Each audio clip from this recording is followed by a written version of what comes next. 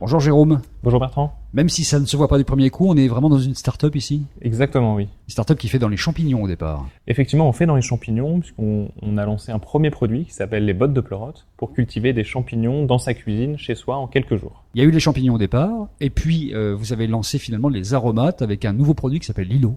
Exactement, nous avons lancé Lilo il y a quelques mois sur Kickstarter.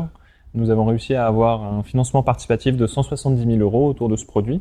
Et ce produit vous permet de cultiver des aromates chez vous toute l'année, donc été comme hiver, puisqu'on fournit à la fois 3 petits pots, des capsules d'aromates qu'il suffit de clipser dans le produit, et une lumière artificielle qui vient donner la bonne lumière avec un bon cycle jour-nuit. Notre volonté, ça a été de proposer un produit qui soit très simple d'utilisation. Pour les champignons, vous l'ouvrez, ça pousse en 10 jours, c'est tout simple. Pour les aromates, c'est la même chose, et on veut pousser en fait le bouchon encore plus loin en proposant une version connectée qui permet de simplifier beaucoup plus la pousse des plantes et même si on n'a pas la main verte, de réussir à avoir son plant de basilic toute l'année. Vous voulez que les gens fidélisent sur des achats ?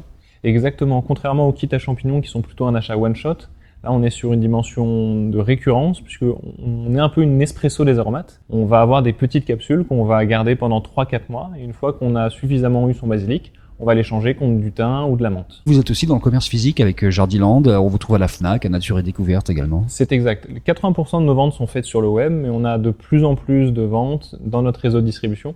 Donc vous avez cité la Fnac avec un partenariat avec les éditions Marabout, Nature et Découverte depuis quelques jours, Jardiland, Truffaut, beaucoup de magasins bio et de petites épiceries fines à Paris. Vous êtes 2 créateurs à l'origine, vous venez de l'ESSEC, vous vous êtes rencontrés là-bas d'ailleurs. C'est assez original puisqu'on a vu des champignons pousser à l'intérieur de l'ESSEC et on s'est posé la question avec Roman de savoir comment est-ce que ça fonctionnait, comment est-ce que les champignons poussaient. Et très rapidement, on a vu que sur Internet, il y avait des initiatives un petit peu partout qui émergeaient pour cultiver des champignons chez soi.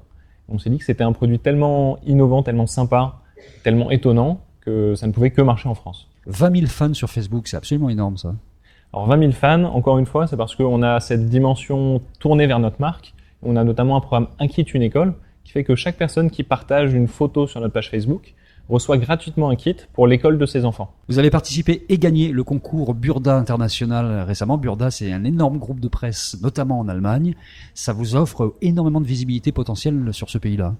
Exactement, c'est une superbe opportunité pour nous, d'autant que nous sommes en train de lancer 2 nouveaux marchés cette année, le Royaume-Uni et l'Allemagne. Dites-moi, ils ont quel goût les champignons ? Est-ce qu'ils sont du même goût que ceux qu'on trouve sous un arbre dans la balade du dimanche ? Alors, ils sont différents bien sûr.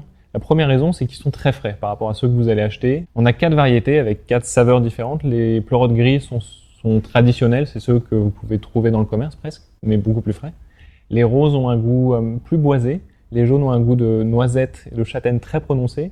Et la petite nouveauté de cette année, c'est les foliotes. Les foliotes, c'est un mix un peu entre les champignons de Paris et les cèpes. Vous en mangez régulièrement, vous ? Très régulièrement. Je dirais 2 à 3 fois par semaine. L'avantage maintenant avec les aromates, c'est qu'on peut les rajouter du persil.